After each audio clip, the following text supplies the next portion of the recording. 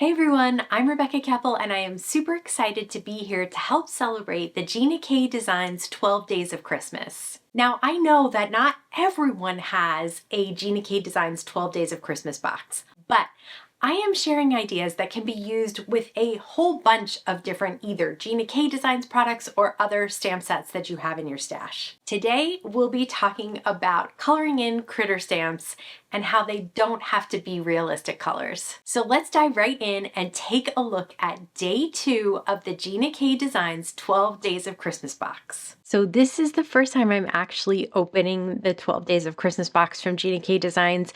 I did wait because I really wanted to kind of have it be close to the 12 Days of Christmas when I filmed this video so that I could enjoy some of the excitement as well. So you can see that there are packages inside and they are all labeled with stickers that represent each of the days. Today is day 2, so I'm opening up the package for day 2.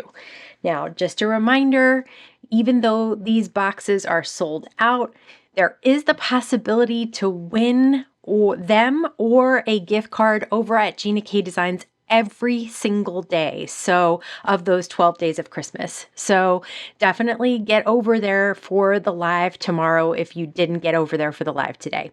Okay, so here is the little stamp set and dies. It's called a paper hug.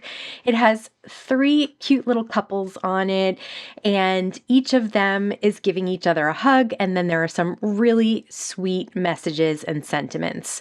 Now, any of your Gina K stamp sets of critters you can use for the ideas that I'm sharing today. So I have the 2 little whale critters, I have a sentiment, and I have these little hearts. And I'll put those in my mini Misty and pick them up with the door so that I can stamp them up. I'll start by stamping those little hearts. Now, they are filled in hearts, so I'm using Gina K Designs medium carnation ink. And this ink is one of my absolute favorites. It's a great pink that you can use throughout the year. Look at how pretty those little hearts come out. And of course, Gina K Designs amalgam ink in Obsidian is my favorite ink for either watercoloring or alcohol ink coloring. So I'm stamping both the sentiment and the image of the 2 little whales in this ink so that the black from the sentiment will exactly match the black outline of the images that I'll color in. I get such a great impression with this ink. I think it's time for me to refill it a little bit because I did stamp it twice and usually I don't have to. So just definitely get the refill, but it lasted me years before I refilled it. So maybe you don't need to get the refill right now. But anyways, I like to let this usually sit out for a while, but I'm being impatient today. So I am heat setting it just a little bit and then let that cool before going in with alcohol ink. Yes, every single ink, if you don't let it dry, is going to smear with alcohol inks. And so you definitely want to completely let it dry or heat set it and then let it cool.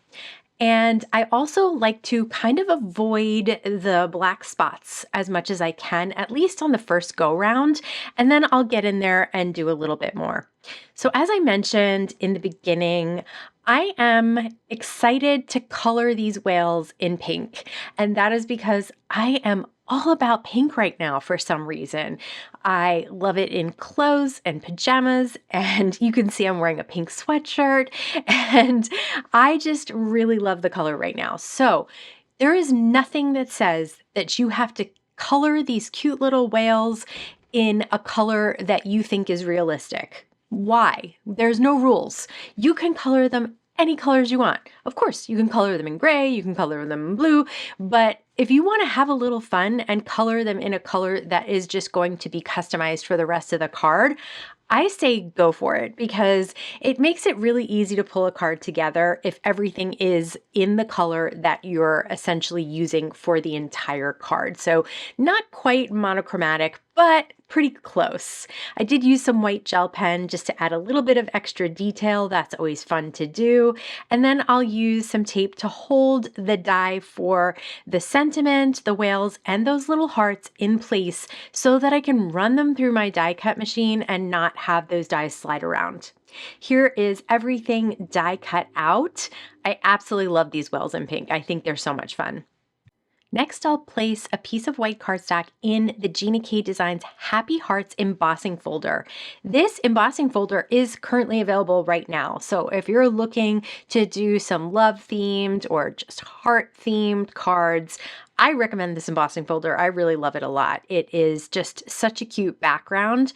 And although I like to emboss white cardstock a lot, I did want to add that medium carnation pink with a little blending brush right on top, just to make those hearts stand out even more. So again, here we are, adding pink to the back of the card because I want all of the pinks to kind of match together. So we have the pink of the hearts that was stamped with medium carnation ink. Now I've used a little ink blending of that ink. And here I'm using Day One's die. It's this ornate frame, and I'll cut it out of some gold foil cardstock just by holding that die in place, because I will probably run it back and forth maybe once or twice, just so it makes it really easy to pop all those little pieces out. Look at that. Super simple and such a beautiful design. So this is going to be the frame that I'll put down on top of the embossed background. Then I'll use some foam squares to pop up those cute little whales. They sit and fit perfectly right inside that frame. I'll put the sentiment a little bit above them, again on some foam adhesive, and then I cut a teeny tiny little bit of foam adhesive to pop up the hearts as well.